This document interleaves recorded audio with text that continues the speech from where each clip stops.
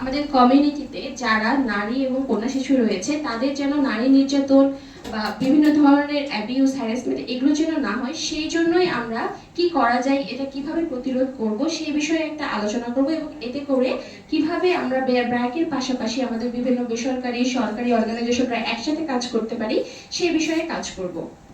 উপস্থিত আছেন মহিলা বিষয়ক অফিসের দিদি মহোদয়, উপস্থিত আছেন যুব উন্নয়ন অফিসের দিদি মহোদয় সহ বিভিন্ন পর্যায়ের কর্মকর্তাবৃন্দ, অংশীজন, বিভিন্ন এনজিও। যে বাধাগুলো আছে সেই বাধাগুলো উত্তরণের উপায়টা কি হতে পারে সেগুলো নিয়ে কাজ করব। তাই আপনাদেরকে আবারও বলছি, আপনাদের যদি কোনো জানার কিছু থাকে অবশ্যই আপনারা জিজ্ঞাসা করবেন।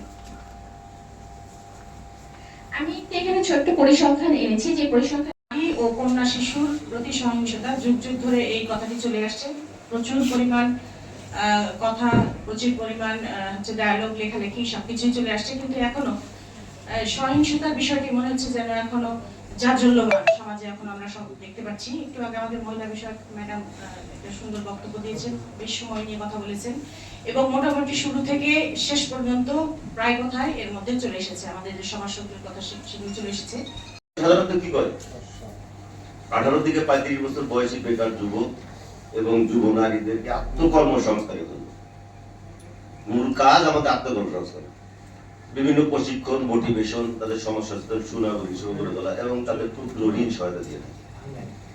এর আমাদের মহিলা বিষয়ক যথার্থই বলেছেন যে কর্মসংস্থানের বিকল্প চাকরি তো সবাই, আমেরিকা কানাডাও কিন্তু ওই চীনও সবাই কিন্তু চাকরি করে না।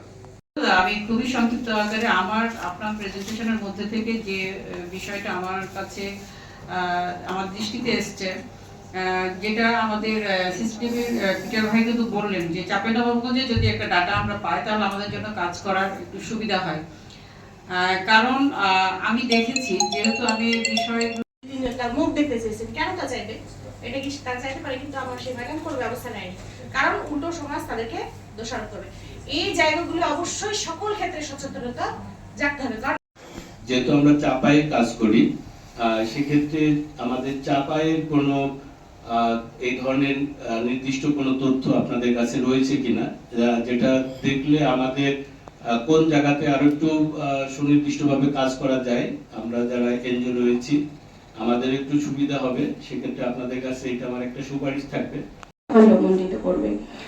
শুরুতে তাহলে আমরা পরিচয় পর্বে যাই। পরিচয় পর্বের শুরুতে আমি বলছি, আমি মরমিতা ইসলাম, কাজ করছি জেন্ডার জাস্টিস এন্ড ডাইভার্সিটি প্রোগ্রামে অ্যাজ এ রিজিওনাল ম্যানেজার হিসেবে। Thank you.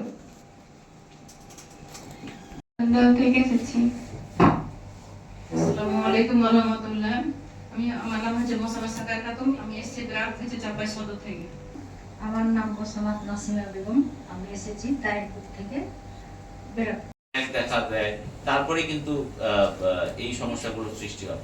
তো তদ্রূপ নারীর প্রতি যে সহিংসতা, এটাও কিন্তু হঠাৎ করে একদিনে তৈরি হয় না, তার আগেও কিন্তু বিভিন্ন উপসর্গ থাকে। যেরকম আজকের যে ঘটনাটা আমরা জানলাম, তিনি বললেন যে এর আগেও কিছু অকারেন্স ঘটেছে, কিন্তু তার বিরুদ্ধে যখন কোনো মেজার নেওয়া যায়নি তখনই কিন্তু এই পর্যায়ে চলে আসে।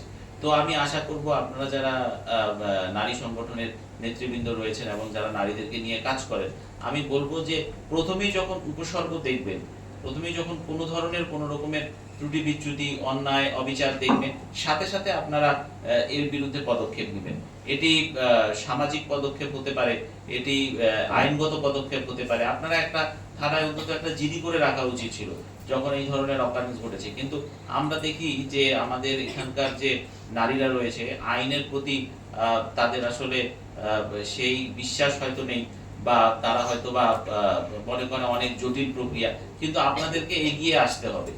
আপনারা যদি ঘরের কোণে লুকিয়ে থাকেন বা আপনারা যদি কোনো ধরনের কোনো প্রতিকার না নেন, আপনার একটি সামান্য জ্বরও তো এক সময় আপনার মৃত্যুর কারণ হতে পারে।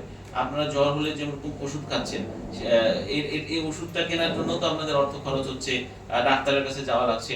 তাহলে আপনারা যখন এই ধরনের কোনো সামাজিক অবক্ষয় বা কোনো ধরনের সমস্যা দেখেন, সেটার বিষয়ে আপনারা কেন কোনো প্রতিকার নেন না? তো অবশ্যই আমি অনুরোধ করব, আজকে যারা আয়োজক বৃন্দ রয়েছেন, আপনারা এগুলো নিয়ে কাজ করবেন।